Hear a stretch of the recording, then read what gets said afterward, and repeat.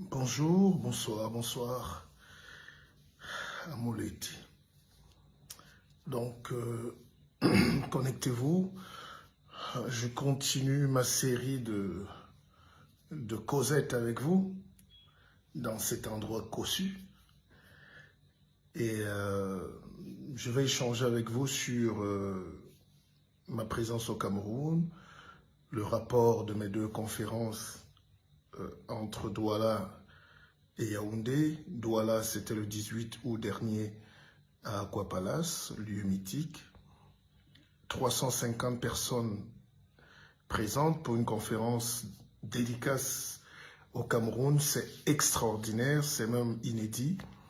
Et puis, jeudi passé à l'hôtel Hilton, rehaussé par la présence des hautes personnalités, du ministre des Transports, entre autres, les cadres de banque, dont je salue tous mes partenaires qui ont choisi de m'accompagner. Je ne vais jamais le dire assez.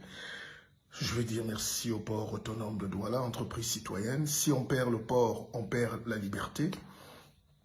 Bravo au directeur du port de Douala. Merci aux brasseries du Cameroun qui m'accompagnent. Merci à la CBC, la Cameroun Bank.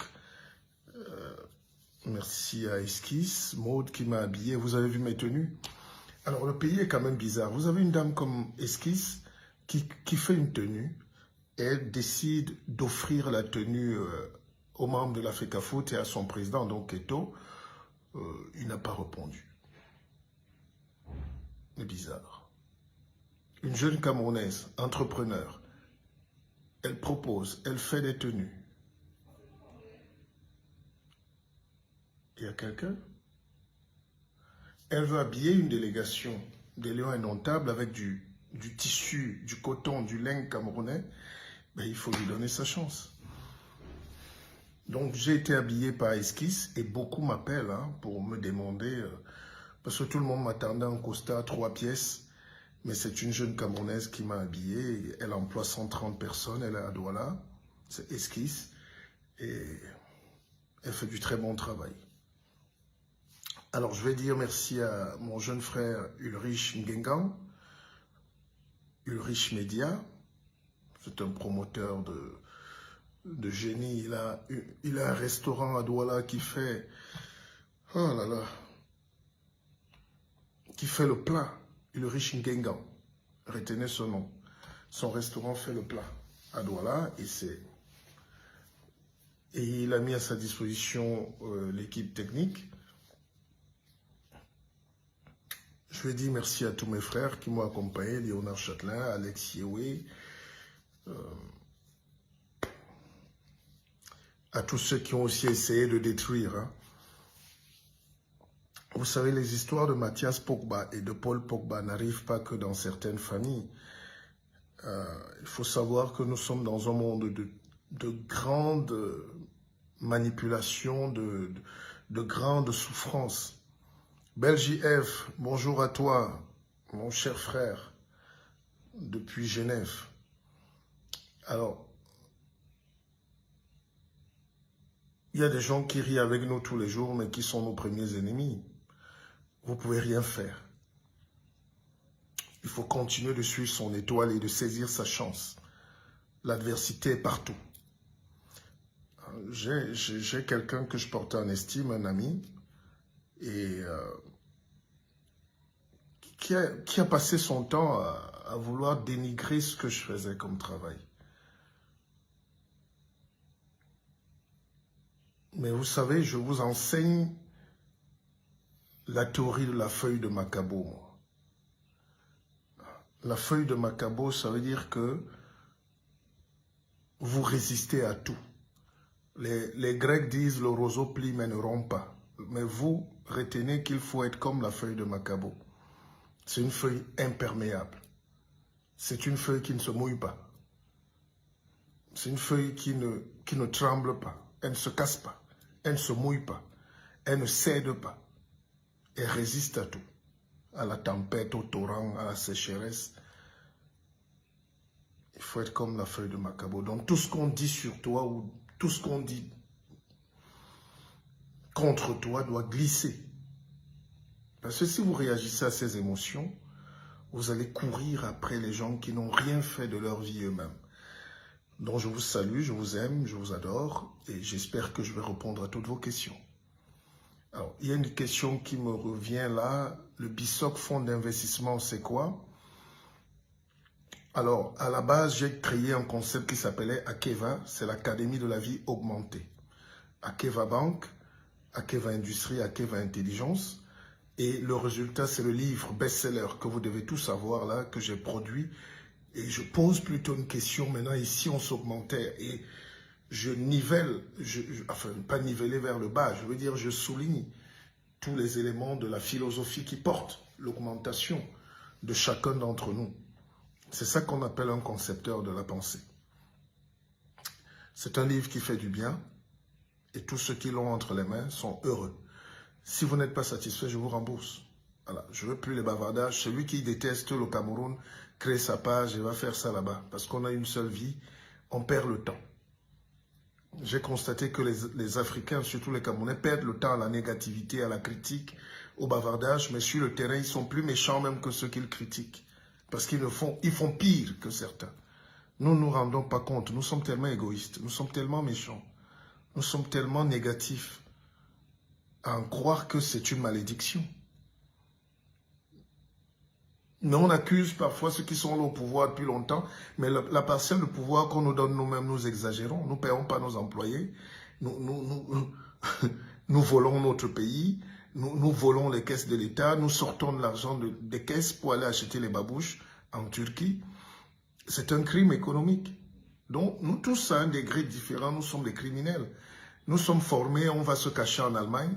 Nous sommes ingénieurs, nous sommes cachés au Canada. Pendant 30 ans, on est content d'avoir acheté son pavillon.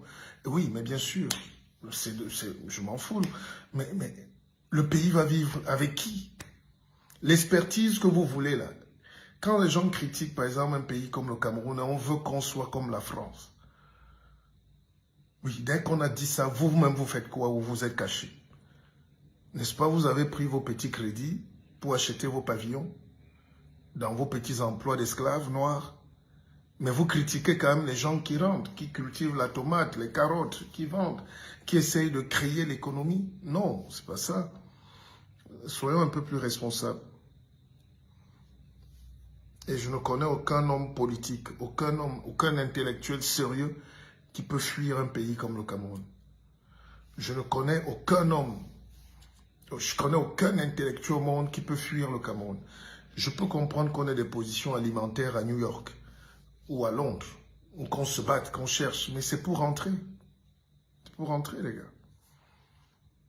Je ne sais pas, chacun peut rentrer maintenant selon son calendrier. On n'a pas dit à tout le monde d'entrer dans l'avion. Il y a ceux qui ont vendu la maison familiale pour partir être esclaves là-bas et vigiles. Il y a ceux qui ne servent à rien, ni ici ni là-bas. Il y a ceux qui perdent leur temps, qui tournent entre 2 week-ends et 2 villes. Ça, c'est votre vie, les gars. Je ne critique pas.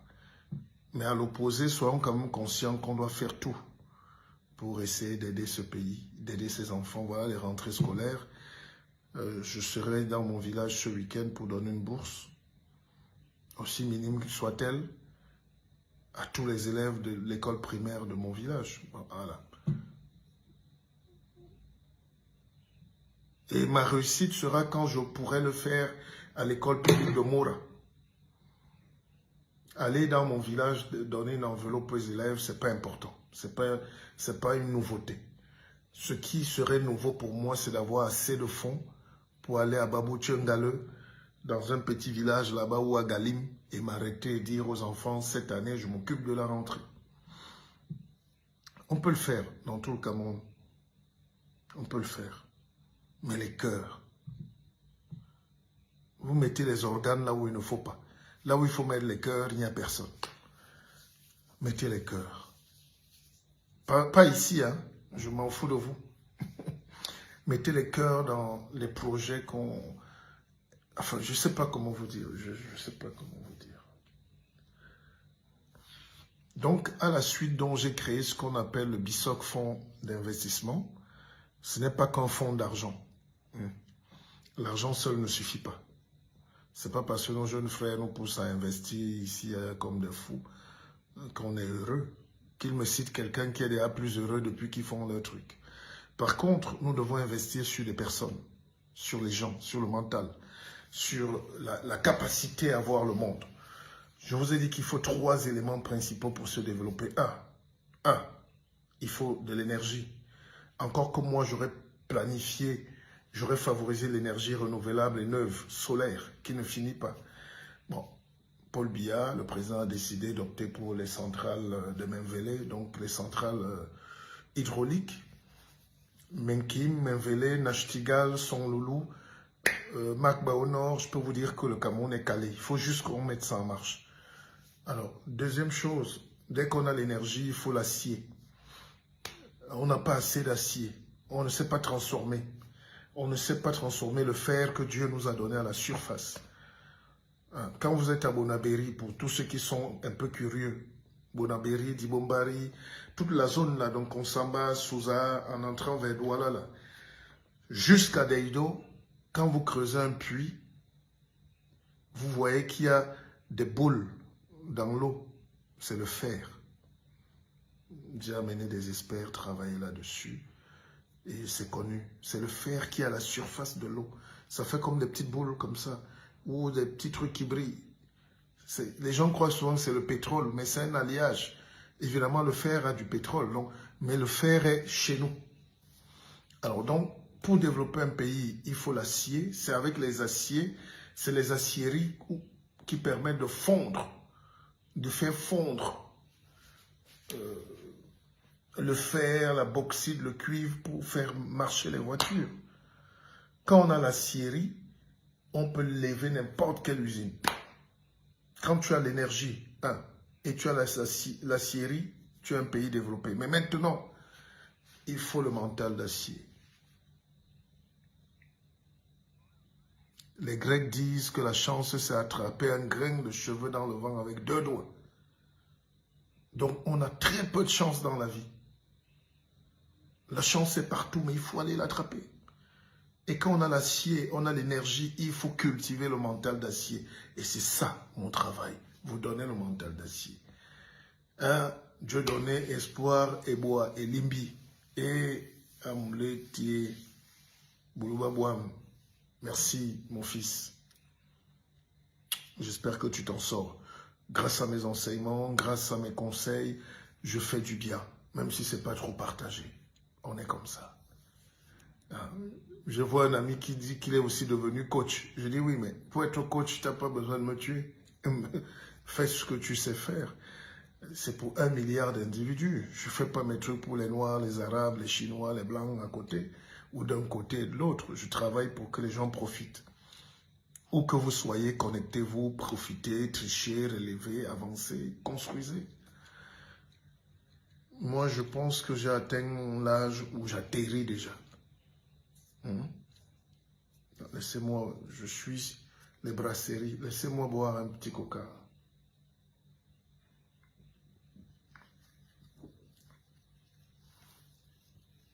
Le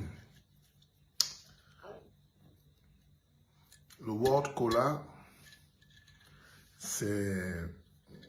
Je pense qu'ils se sont séparés de Coca-Cola.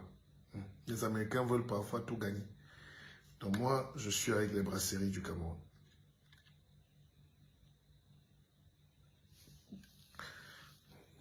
Évidemment, j'étais courir. Je ne conseille pas beaucoup de sucreries, surtout à un certain âge. Mais quand on est diabétique, quand on a un hypo, il faut toujours avoir du coca à la maison. On peut, quand vous allez faire du sport, même le matin, buvez un petit verre de coca, c'est équivalent à 5 morceaux de sucre.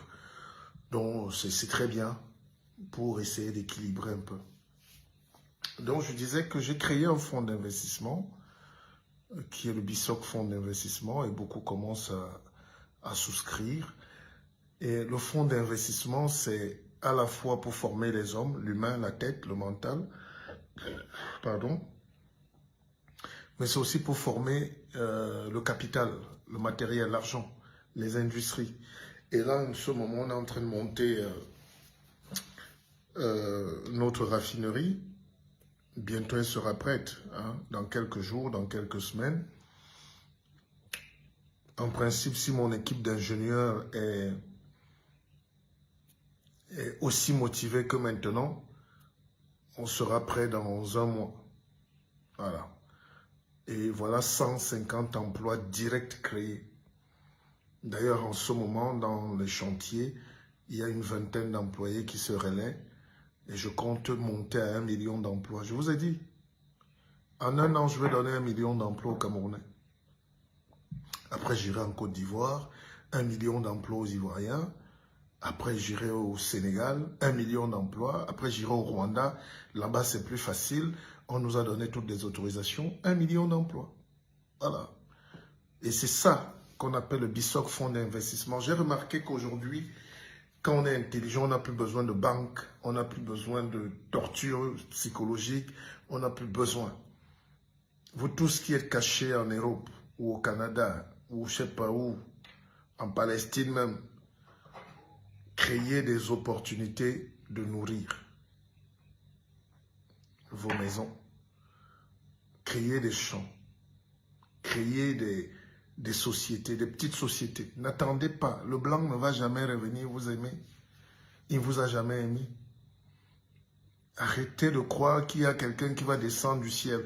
Et les ennemis de l'Afrique moderne aujourd'hui, c'est ces apôtres-là, c'est ces prophètes-là qui font boire de l'urine à nos concitoyens. Ces apôtres idiots, parfois analphabètes pour la plupart, et qui viennent surtout d'un pays, surtout des pays les mêmes toujours. C'est le Congo, c'est la Côte d'Ivoire qui nous produit ces abrutis-là. Ils abrutissent la toile, ils détruisent les familles, ils abrutissent les masses. On n'a pas besoin de ces discours-là. L'Afrique n'a pas besoin d'évangélisation. L'Afrique n'a pas besoin de rencontrer Dieu caché quelque part d'un colon. L'Afrique a besoin de se retrouver dans ses racines, dans sa culture, dans son espièglerie, dans son intelligence et sa sagesse. L'Afrique n'a pas besoin qu'on récite les versets des pharisiens. On n'a pas besoin de tout ça.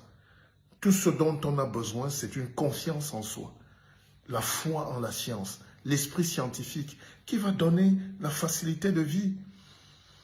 Vous savez, l'expérience a montré que, surtout dans le Congo, là, dans le Lituri, le Kivu, où les bandes armées violent les femmes, les enfants et tout, l'expérience a montré que les gens sont très croyants. Ils vont à l'église pour se ressouder. C'est le seul endroit parfois où on est obligé de se mettre ensemble. Ils se retrouvent là-bas ensemble pour conjurer leur sort, leur malédiction, leur misère. Mais ça ne veut pas dire que c'est une solution. Et dès qu'ils fuient là-bas dans la chapelle, dans l'église, ils croient être protégés et être à l'abri des groupes armés. Ils tombent sur un gourou qui n'a ni fait l'école, ni sauvage, ni africaine, ni culturelle, ni européenne, et qui ne sait même pas lire lui-même, et qui commence à être prophète et à escroquer ses foules. La plupart des gens qui sont dans des églises, vous savez, ils sont dogmatisés, ils sont imbécilisés, et on a tué le discernement chez eux. Vous allez leur dire que ce pasteur est un escroc, est un charlatan, ils vont vous détester. Vous allez leur dire que ce type qui vous fait boire de l'eau de puits en disant que c'est l'eau de Jésus est un bandit. Et ces gens font tellement du mal à l'Afrique. Tellement du mal. Il faut avoir beaucoup de courage pour le dire. Et les nuisances. Je suis passé dans un quartier de Yaoundé l'autre jour. C'était un Vogada. Je sais plus quoi là. Un Kondongo. Vous ne pouvez pas trouver une église qui cogne des tam-tams, qui cogne des caisses claires jusqu'à 1 h du matin. Et les enfants doivent dormir, ils vont à l'école. Les Africains mélangent tout dans la tête. Eux-mêmes n'ont pas le discernement de dire non, nous faisons du mal. Nous détruisons l'équilibre des familles. C'est énorme, c'est triste. Et c'est ces Américains-là qui nous ont créé ces choses évangélistes-là. Ces gens-là viennent de partout, ils pillent l'Afrique, ils volent, ils investissent. Ils sont cachés à Abidjan-Plat. Ils sont cachés au Congo. Ils détruisent les vies. On n'enseigne rien de bon dans ces conneries-là. Les gens ont besoin de savoir comment on fait pour résoudre un problème. Comment se prendre en charge. Comment comprendre le monde, l'information.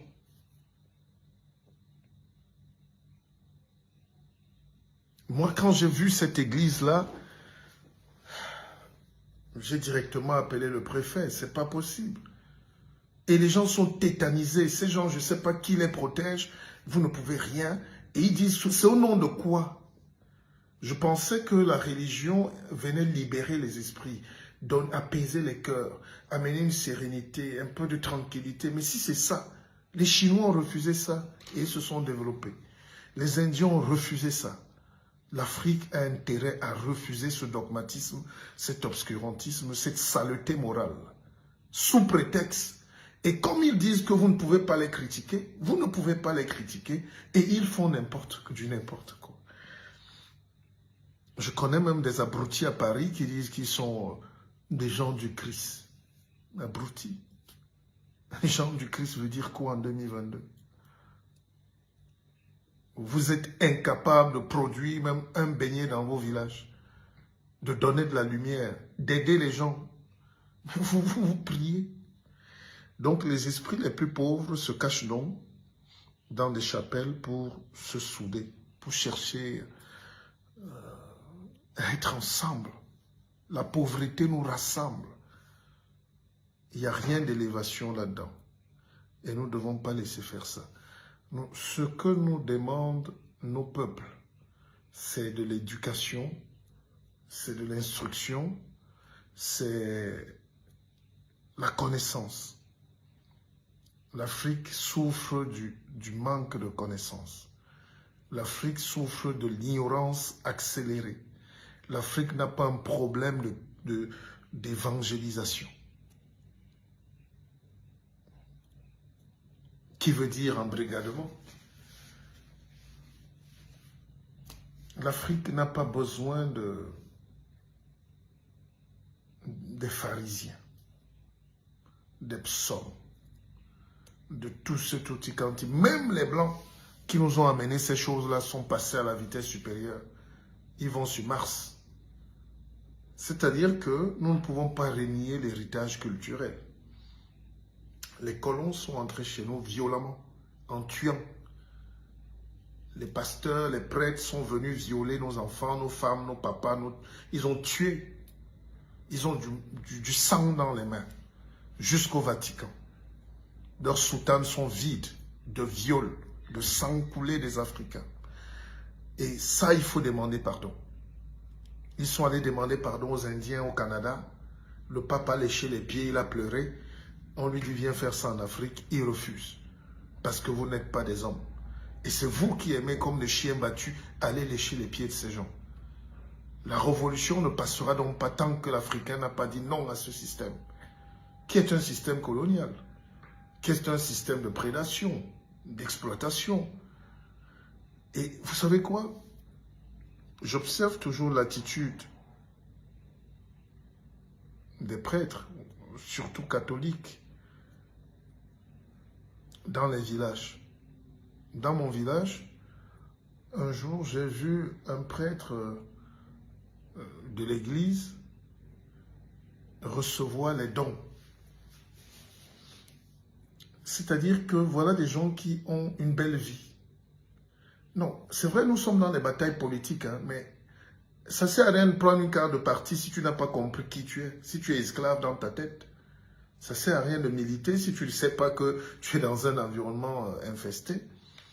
Alors, j'ai regardé ce prêtre-là prendre les dons, même des grands-mères qui étaient fatiguées, malades. Une maman fait 5 km avec un panier sur la tête pour venir donner à un prêtre qui ne peut pas dire non merci maman. Lui, il a de la nourriture, il a son salaire, ils ont du bon vin, ils dorment bien dans des maisons en dur, mais ils prennent quand même, enfin ils dépouillent même les pauvres. Et c'est ça le rôle de l'Église catholique principalement déjà, qui durant toutes ces années de colonisation était le réceptacle de toutes les richesses. On allait se confier pour donner à la police. Le prêtre venait faire confier les gens, se confier. Les gens venaient se confier chez le prêtre ou le missionnaire et lui, c'était un indique de police. Ils allaient dans les villages couper les nourritures, les recettes Hein, et ça continue aujourd'hui. Jamais ils ne viennent donner. Et ce n'est plus le blanc qui est là, mais c'est nos frères. Vieux, je t'excuse, hein, je ne suis pas là pour débattre, je ne sais pas qui tu es. Déjà, un vieux qui s'appelle vieux en faux profit, est un type qui a un problème psychologique. Je ne réponds qu'aux gens qui ont de la maîtrise, qui assument leur nom, qui assument leur carte d'identité, qui assument leurs origines. Tu ne peux pas parler de spiritualité avec moi. D'accord? Voilà. Et d'ailleurs, il faut que je t'enlève vite d'ici. Vieux. Tu lui donnes même la parole, maintenant il va fuir. Mais il veut débattre. Je ne suis pas là pour débattre. Si tu as le courage, lance l'appel et puis tout le monde te voit. Hein? Je ne suis pas venu être l'ennemi de quelqu'un ici. Le spirituel n'est pas ton domaine. Tu sais faire quoi, toi?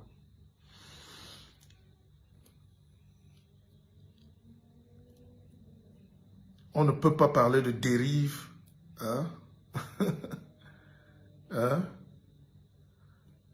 Alors, on est en train de parler des dérives et c'est votre histoire.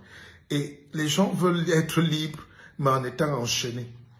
On ne peut pas reprocher. Vous n'avez aucune culture. Vous n'avez aucune culture.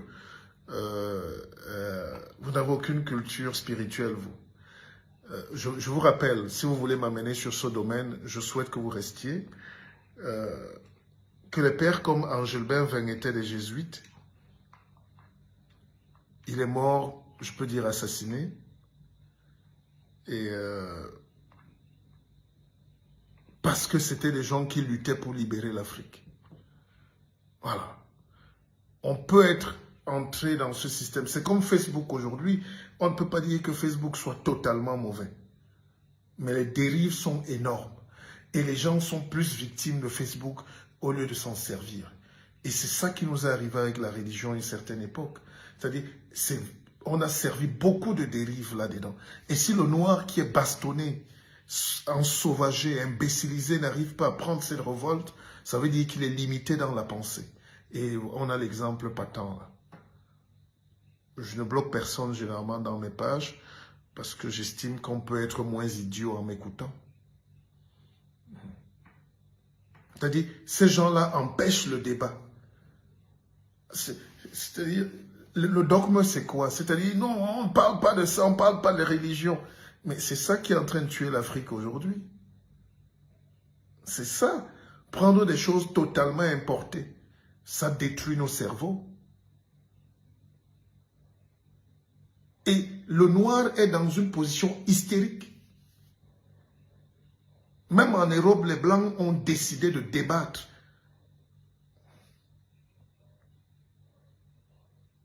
Les Blancs ont décidé eux-mêmes. Parce que c'est l'esclavage qui est né de la religion, surtout catholique. Hein? Allez lire le concile de Rome. C'est un pape qui est à la base de ce courant de réflexion qui juge qu'il faut aller acheter d'autres humains. Et on prend des humains, on les attache, on met dans les bateaux, on va jeter aux Antilles, on va jeter en Amérique. Et aujourd'hui, ça nous produit encore du malheur. Aucun Antillais n'est heureux aujourd'hui. Parce que c'est une société déstructurée. Vous croyez que quand quelqu'un vous injecte le venin, il tue votre culture, il efface votre mémoire. Vous croyez qu'il est votre ami? Il vous a tué pour 1000 ans. Aujourd'hui, certains Antillais veulent faire le retour en Afrique parce qu'ils comprennent. Ils se disent, non, on nous a coupé de notre racine. C'est chez nous l'Afrique. Nous allons retrouver nos parents. Nous sommes chez nous. Or, la culture aujourd'hui, c'est de dire aux Antillais que comme vous êtes métissés avec le sang blanc, indien et tout, vous n'êtes pas des Africains. Non, leur racine première est africaine. Tant qu'on n'a pas lutté pour ce rapprochement-là, ces gens ne seront pas heureux, nous ne serons pas heureux, parce que c'est une partie de nous, c'est une partie de nous. Est-ce que vous comprenez ce que je veux dire? Je ne suis pas là entre... Si vous avez une église cachée du réveil qui pille les gens au quartier, vous êtes un escroc. Acceptez qu'on dise que vous êtes un escroc. Ce n'est pas de ça qu'on parle. Je veux que l'esprit africain s'élève au niveau de la résurgence de nos propres problèmes qui sont politiques, culturels, socio-économiques et scientifiques. La foi en la science.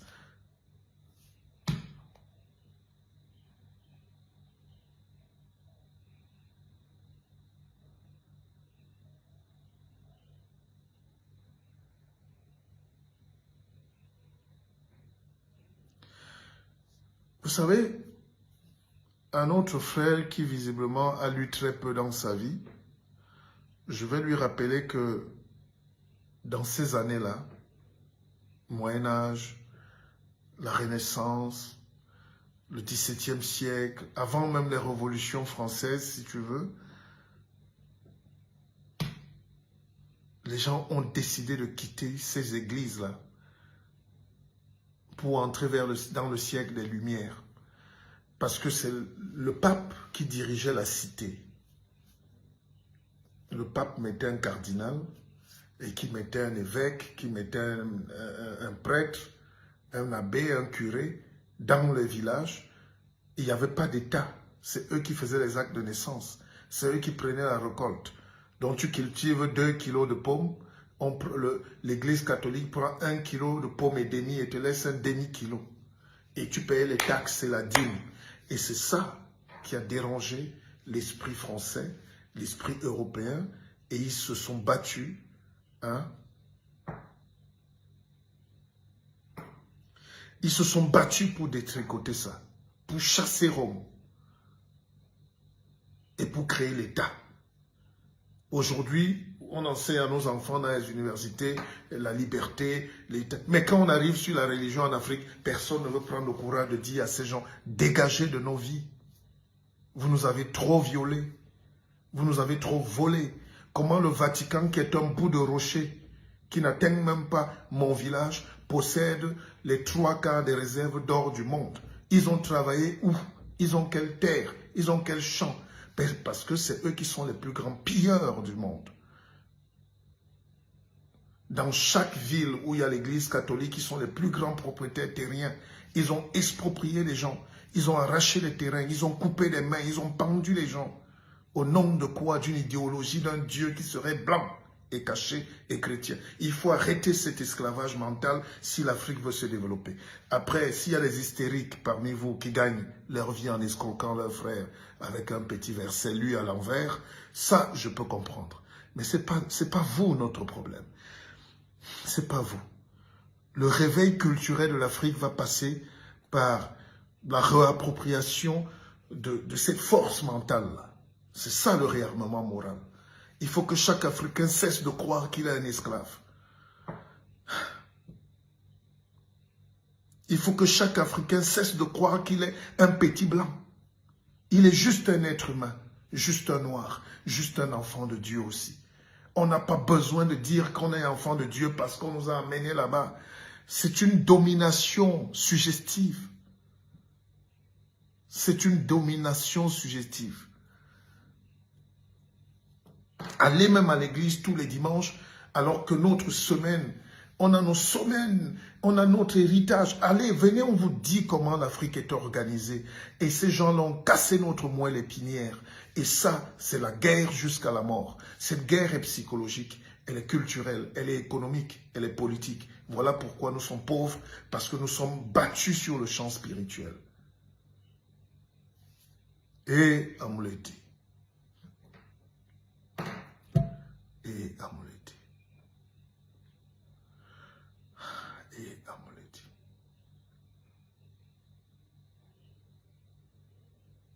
Et Amouleti. Nous écrivons des livres. Nous proposons. On n'a pas la science infuse, mais c'est notre manière de résister. Quand j'écris un livre où je parle de spiritualité, d'éveil et d'argent, c'est pour que des abrutis comme celui qui se cachait là pour déstructurer notre pensée se disent quand même dans son sommeil, que mais est-ce que notre rôle est... Qu'est-ce qu'on fait de bon pour ce peuple, nous?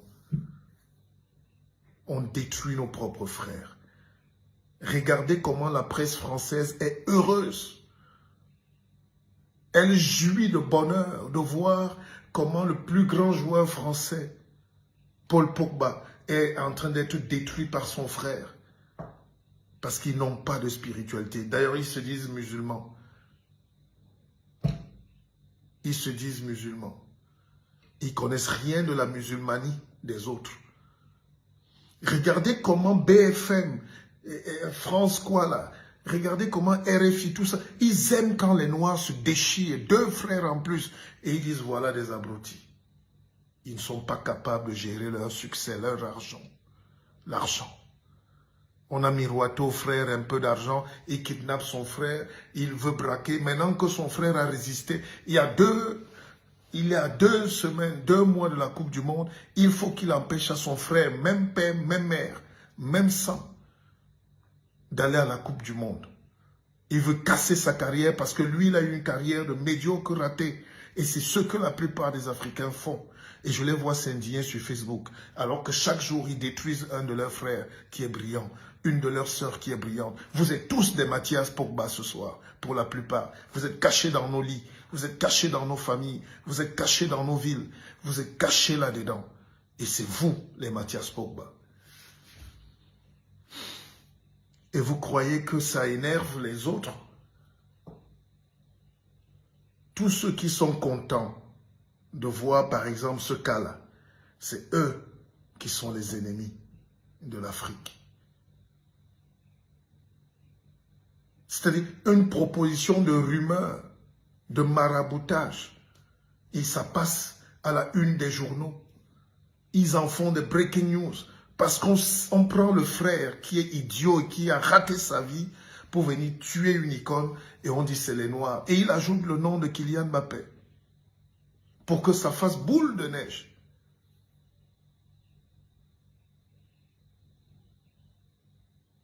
Et nos ennemis la notent. Ils disent, vous voyez, ces gens-là ne sont pas prêts. De vous à moi, vous croyez que quand Kylian Mbappé atteint ce niveau-là, c'est un marabout qui va ralentir son pied? Paul Pogba à ce niveau parce il voit un marabout.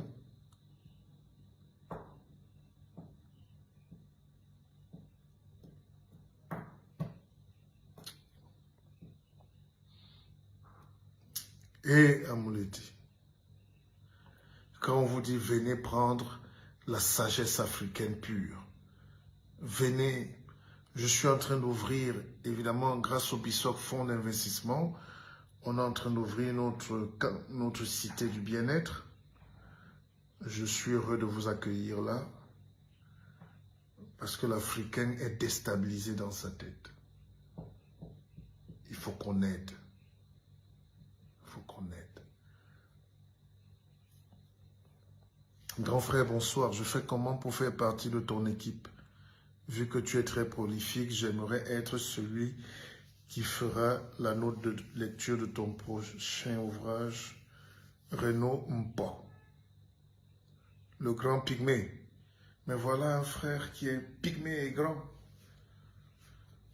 Ils nous ont dit que les pygmées sont les êtres qui vivent de chasse et de cueillette, et les petits, les gens de petite taille. Et les Coréens sont quoi? Et nous-mêmes, on récite ça dans nos livres. C'est eux qui ont écrit nos livres pour dire qui est le pygmée. Le pygmée, c'est le bantou. C'est toi. C'est toi qui es devenu Sawa aujourd'hui. C'est toi qui te dis Bamileke hier. C'est toi qui te dis Bassa aujourd'hui. Nous sommes des pygmées. Alors quand on dit qu'on est des hommes de petite taille, qui a dit ça? Qui a dit ça? Le pygmée, le chef pygmée de chez moi s'appelle Mitambo. Mitambo, c'est un nom côtier. Il a en face de lui un autre village où c'est les Ndombè qui sont là. Les pygmées sont collés au Bassa, à Ezeka, Lolodorf. Les pygmées, c'est les Bassa. Alors, quand l'homme blanc est venu nous dire qu'un pygmée, c'est un homme de petite taille, personne n'a voulu dire il faut arrêter. Il y a des pygmées qui ont 2 mètres. Et dont les Coréens sont quoi? C'est des pygmées. Les Chinois sont quoi? Mimi Mati est quoi? Même si là, c'est génétique. Alors, écoutez. Tout ce qu'on nous a appris, on doit le désapprendre. Faites comme un ordinateur, effacez tout dès aujourd'hui. Et nous allons recommencer un nouvel apprentissage avec nos mœurs, nos cultures, notre vision, l'humanisme, le bonheur. Parce que tout ce qui est dit, moi quand je prends la religion, lisez, si vous savez lire même les écrits, prenez la Bible et le Coran, c'est des livres très violents. Il y a beaucoup de sang là-dedans. Sauf si vous faites semblant de ne pas savoir lire. Je suis étonné. Quand vous prenez le Coran, c'est extrêmement violent. Trop de guerre, trop de sang, trop de règlements de compte. Tu ne fais pas, on te tue. Brûler, l'enfer. C'est les mots qui traumatisent à la fin. L'Afrique n'était pas comme ça. Et c'est ça qui nous amène aujourd'hui là où on est. Où il y a les Mathias Pogba partout. Parce que dans la vraie Afrique, il ne peut pas faire ça. Et c'est des enfants nés en France. Ce n'est même pas nous. Voilà les produits que la France nous tue. On transforme nos enfants en haineux. On transforme nos enfants en esclaves de l'argent, de l'appétit et de la petitesse dans la tête. L'Afrique véritable n'est pas comme ça. Et c'est cette Afrique-là qu'ils ont tuée. On nous met maintenant parti politique contre parti politique, tribu contre tribu. On n'était pas comme ça. Ça fait 6 millions d'années qu'on vit ensemble. On prenait la pirogue, on allait poser une fille Bafang là-bas. On traverse, on va prendre une fille Bazou de ce côté. Tu descends à Douala, tu fais à Campo, tu prends une femme là-bas, tu laisses ta fille à mariage chez le Bassa. Et c'est comme ça, c'est avec les mariages qu'on s'est construit. La famille, la solidarité, les valeurs, on mange ensemble le soir. Me voici même au Cameroun, j'ai ouvert le champagne, il n'y a personne. J'ai mon frère qui gagne 40 millions d'euros en ce moment, il n'a même pas passé un coup de fil à ses frères. J'ai mon fils, mon dernier petit frère.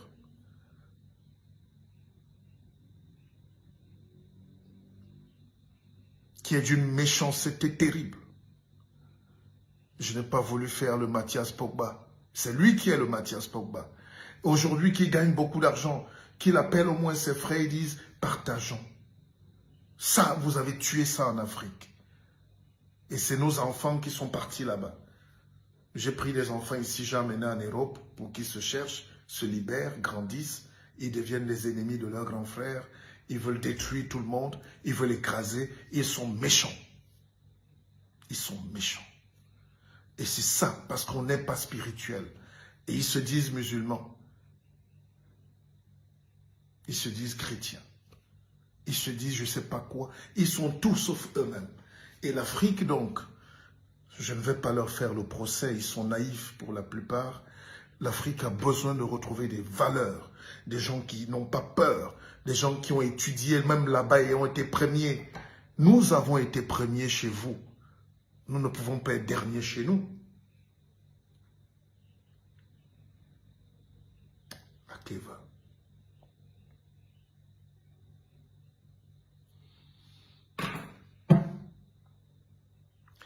Mais c'est les valeurs occidentales.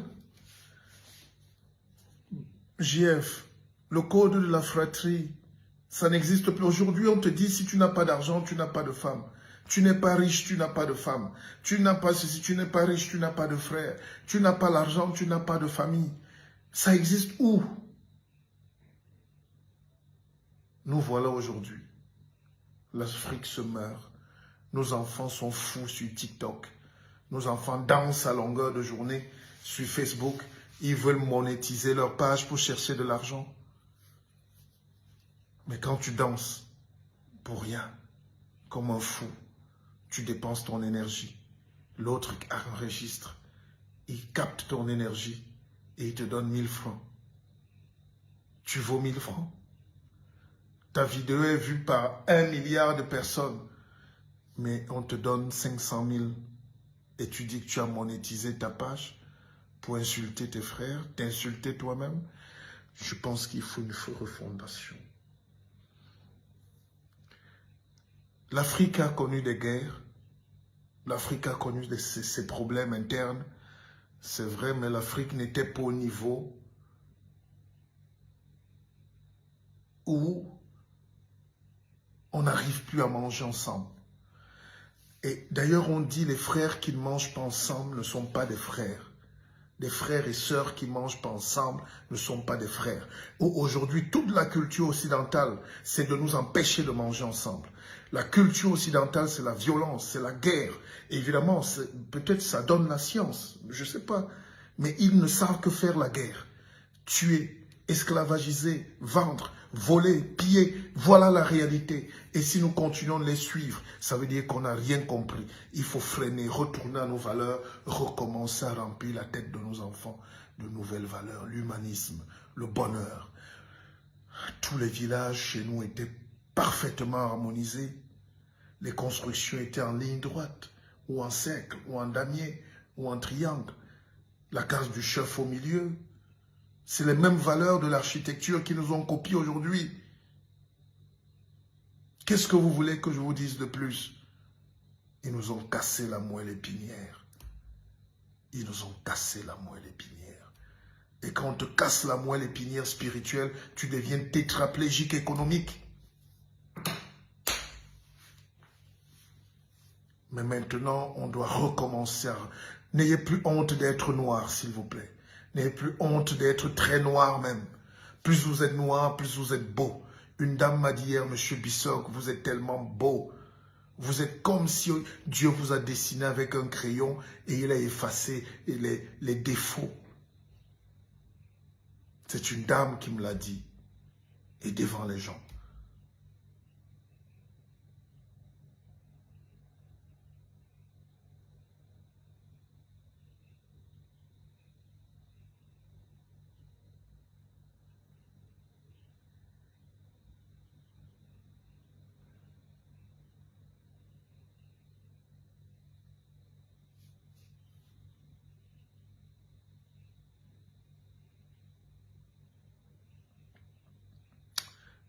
Je vous souhaite bonne nuit.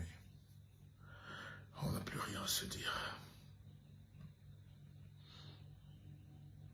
Parfois, on est tenté par le découragement.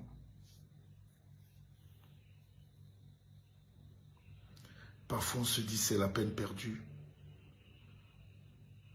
Je suis dans mes appartements ici et quelqu'un m'a dit c'est beau comme en Europe.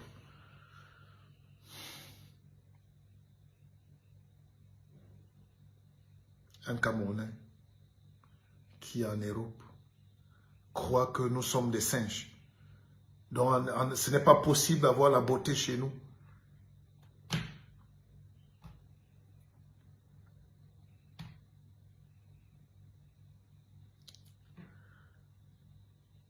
Soyons maintenant concrets. J'ai créé le Bissok Fonds d'investissement afin qu'on ne soit plus des philosophes qui parlent. Pour moi, quelqu'un doit mêler pensée à action. La pensée, c'est « et si on s'augmentait », le livre est là, vous devez tous l'avoir. C'est une lutte. Je suis même capable de vous fouetter, d'obliger tout le monde à l'avoir chez lui, quitte à être remboursé.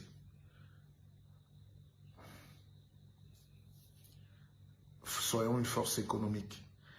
Et j'ai ouvert le Bissok Fonds d'investissement. Mettez 10 francs. Et je sais que chez nous, c'est quand tu dis que tu vas donner 200 000 à quelqu'un en une nuit, pendant qu'il dort, dans la crypto, escroquerie, qu'il est content. C'est ça aussi les comportements des peuples pas aboutis. Des gens qui se lèvent et croient qu'on devient milliardaire parce qu'on a dormi et on a mis son argent dans un placement fictif. Les vrais projets industriels mettent du temps. On fait couler de la sueur. On transpire. On réfléchit, on ose, on risque. Vous savez, la dernière fois, j'allais visiter le chantier, l'usine de raffinerie. J'avais prévu le salaire de mes ingénieurs, des techniciens qui travaillent. Et quand je suis arrivé, j'ai trouvé un cas. Un de mes ouvriers avait perdu un œil, le clou. Donc, j'étais entre les dilemmes de conscience. J'avais un dilemme entre payer les gens qui attendaient leur pays et payer l'œil et sauver l'œil de l'ouvrier.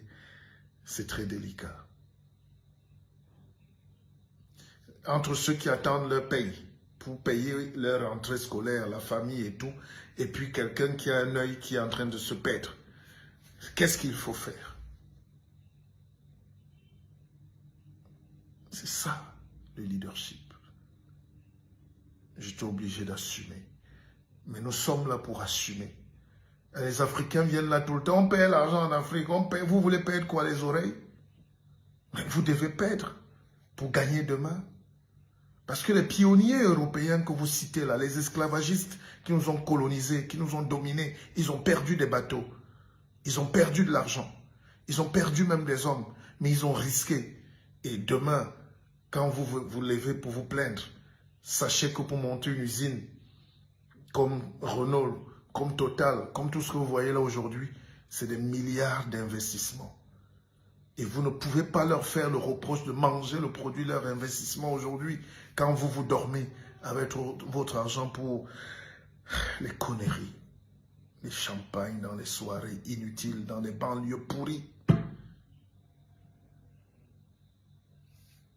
Nous avons un destin. Nous avons un destin. Akeva.